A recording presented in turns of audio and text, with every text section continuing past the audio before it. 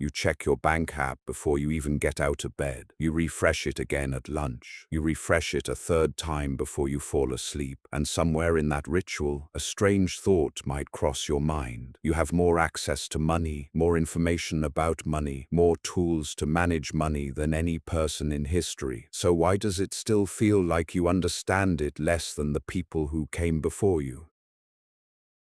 The real answer is far stranger than you'd expect. Picture a market stall in an ancient city. No screens, no apps, no interest rate announcements. Just a trader, a scale, and a stranger haggling over the price of grain. And yet that trader understood something about money that gets lost in your modern banking app. Something you feel the absence of every time you check your balance and still feel uneasy. Here's the thing, for most of recorded history, money wasn't an abstraction. It was an object you could hold, weigh, bite, and pass to another human being while looking them in the eye. Ancient traders in Mesopotamia used silver by weight, not by number on a screen. Every transaction required trust built face to face, and every coin carried the weight, literally, of its own value. Historians studying ancient trade routes have found something remarkable. The earliest recorded contracts, etched onto clay tablets in cities like Uruk, weren't simple. They included detailed terms for repayment, interest,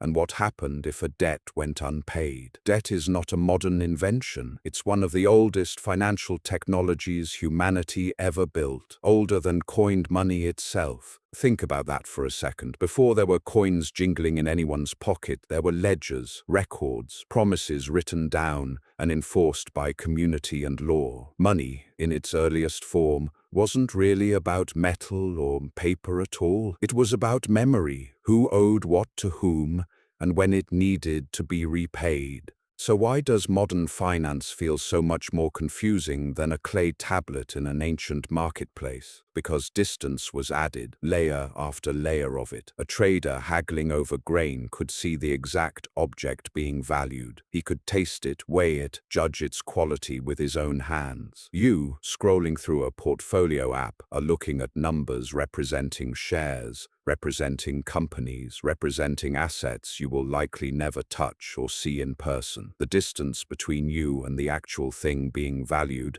has grown so large that your mind struggles to process what any of it really means. Economist Daniel Kahneman spent decades studying how people make decisions involving money. And one of his most striking findings involves something called loss aversion. People, his research showed, feel the pain of losing money roughly twice as intensely as they feel the pleasure of gaining the same amount. That's not weakness. That's not irrationality in the way people assume. It's a deeply practiced pattern of caution, the kind that would have made complete sense to a trader whose entire livelihood depended on not losing what he'd carefully accumulated. This explains something you've probably felt but never named. Why a stock market dip feels so much heavier than an equivalent gain feels good. Why you'll refresh your portfolio during a downturn far more compulsively than during a rally. Your caution isn't a flaw in the system. It's an old habit of mind, one that made sense when losing your harvest meant losing your winter. Here's where it gets stranger still. Behavioral economist Richard Thaler documented a pattern he called mental accounting. People, he found,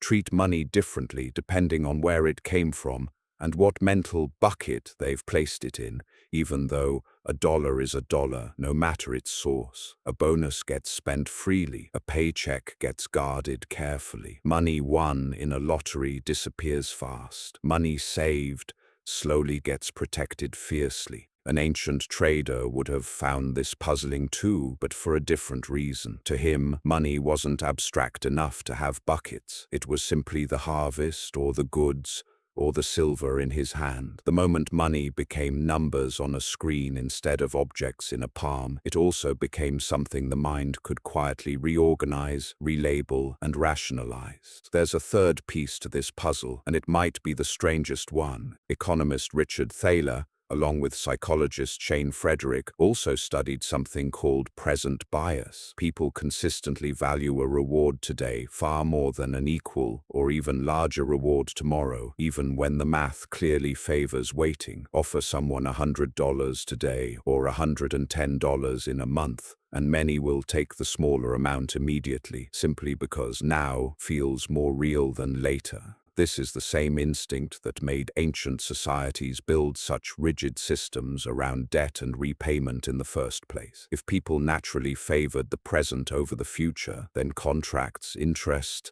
and enforced terms weren't bureaucratic red tape. They were a correction, a way of forcing long-term thinking onto minds that are naturally tuned to grab what's in front of them. Now bring it back to today. Every time you feel the pull to buy something on credit rather than wait and save, every time a subscription renews quietly in the background because canceling felt like effort you'd rather avoid, every time compound interest, working slowly and invisibly in your favor or against you, gets ignored because its effects are too gradual to feel urgent. You are running the same old software that traders in ancient marketplaces were running, just wrapped in a much newer interface. The strange twist is this: the ancient trader, limited to objects he could weigh and see, may have actually understood risk more honestly than you do. He couldn't pretend a coin was worth more than it weighed. He couldn't refresh a screen and watch abstract numbers rise and fall without feeling the true weight of what they represented. Every transaction was tangible, immediate, and real in a way that made recklessness harder to sustain. You, meanwhile, are managing money that barely feels real at all. Numbers that move without sound, without weight, without the friction that once made people pause before spending. The convenience is real, but so is the cost. Distance from the tangible thing makes it far easier to lose track of what money actually represents. Hours of your life, effort, and choices about what matters most to you. So the next time you check your bank app one more time before falling asleep, remember what that trader in the ancient marketplace understood without ever needing a single app to tell him. Money was never really about the number. It was about trust, weight, and the discipline to value tomorrow as much as today. You check your bank app before you even get out of bed. Now you know what you're really looking for.